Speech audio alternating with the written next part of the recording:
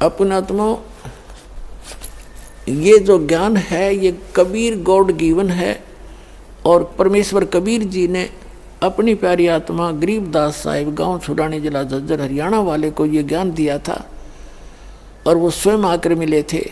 उसी उपलक्ष्य में ये समागम अब चल रहा है, जो फाल्गुन द्वादशी का ये भोग लगेगा कल को। तो उन्होंने ये ज्ञान दिया, उस परमात्मा के इस यथार्थ ज्ञान को हमें समझाया। अब क्या बताया है, अब जैसे ब्रह्मा जी की आयु है, पुण्यात्माओं कल का जो सत्संग था उस सत्संग को आज फिर से अब जोड़ा जा रहा है।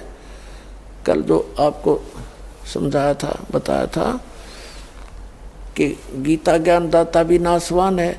ये तीन परमात्मा, एक सरपुरुष, एक अक्षर पुरुष और परम अक्षर पुरुष, वो पूर्ण परमात्मा स्वयं है, वो सत्यनारायण है, वो अविनाशी परमात्मा है। पहले ये थोड़ा सा क्लियर करते हैं कि जैसे ब्रह्मा विष्णु महेश की भी मृत्यु होगी, ब्रह्मा जी की आयु है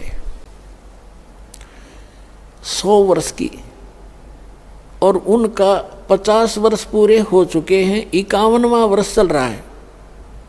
ब्रह्मा जी का 51वां वर्ष चल रहा है, और उनके वर्ष बनते कैसे हैं, जैसे ब्रह्मा जी का एक दिन 1000 चतुर्युग का है, और एक चतुर्युग में कितने वर्ष होते हैं, सतयुग, त्रेता, द्वापर, कलियुग, ये चारों युग मिलाकर एक चतुर्युग बनता है, चारों युगों का। और इनके कुल वर्ष कितने हैं, 43,20,000 वर्ष एक चतुर्युगी में। और ब्रह्मा जी के ऐसे ऐसे 1000 चतुर्युग का दिन, इतनी ही रात्रि है। अब जैसे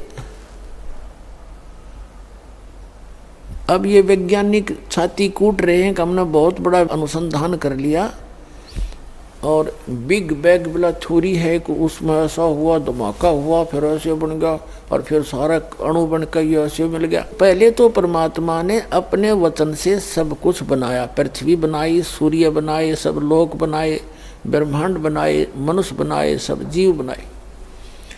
उसके बाद विधान बना कर छोड़ दिया, ये फिर ऐसे हो रहा है।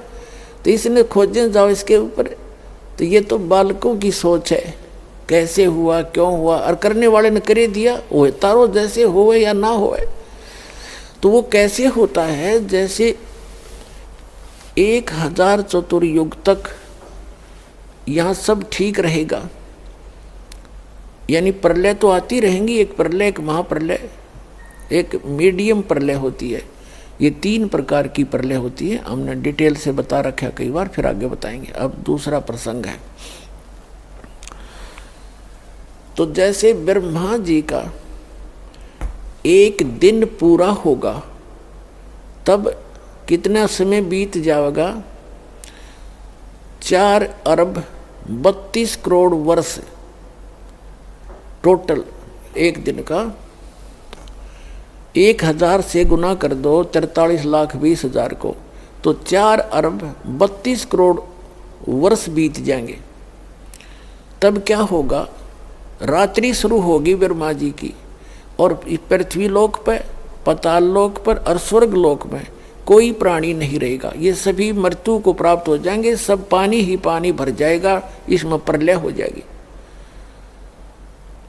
और उसके बाद क्या होगा कि सभी प्राणी वो ब्रह्मा जी के लोक में अलग अलग स्थिति में, अलग अलग जैसे जिसके कर्म है वहीं पर उनको रख दिया जाएगा। और तब तक इतनी ही रात्रि के बाद फिर ये स्थिति फिर से सभी ग्रहों की सुचारू हो जाती है, और उसके बाद फिर इन पर फिर से जीवन शुरू हो जाता है। ऐसे ये शुरू होती है, फिर दिन शुरू हो गया। तो कहने का भाव यह है कि ऐसे 30 दिन रात का एक महीना हो गया ब्रह्मा जी का।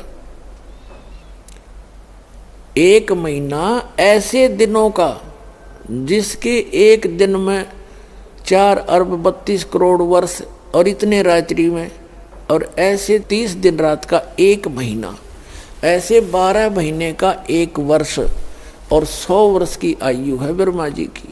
पुण्यात्मा गणना भूल जाओगे आप, इतनी लंबी दिखा इसकी आयु आपने। और उसके बाद विष्णु जी की ब्रह्मा जी से 7 गुना अधिक आयु है।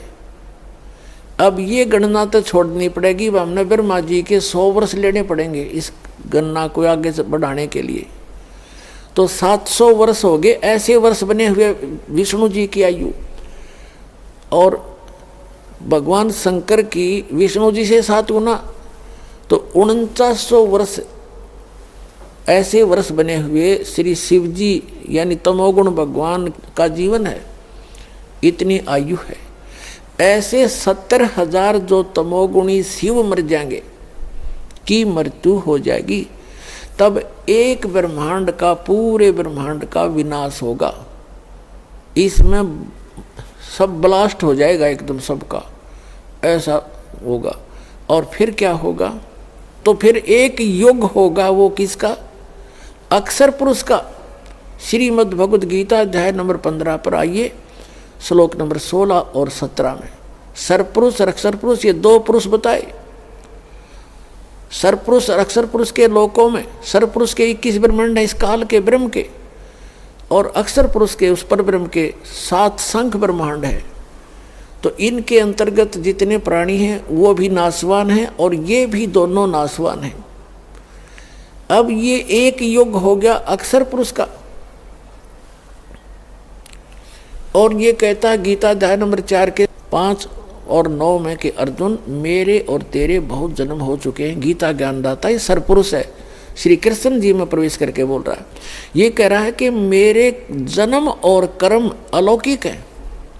कर्म तो अलौकिक ऐसे हैं जैसे विष्णु पुराण के अंदर 2 प्रमाण हैं। एक तो एक बार देवताओं और राक्षसों का युद्ध हो गया और उसमें देवता हार गए, राक्षस जीत गए। तो देवताओं ने पूजा करी विष्णु जी की, विष्णु रूप में ये काल प्रकट हो गया।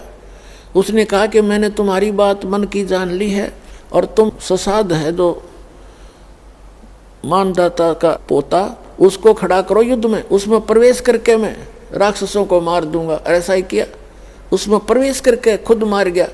और फिर ऐसे ही पुरंजय के शरीर में प्रवेश करके गंधर्वों का नाश कर दिया। एक बार नाग वंश के व्यक्तियों का और गंधर्वों का आपस में युद्ध हो गया।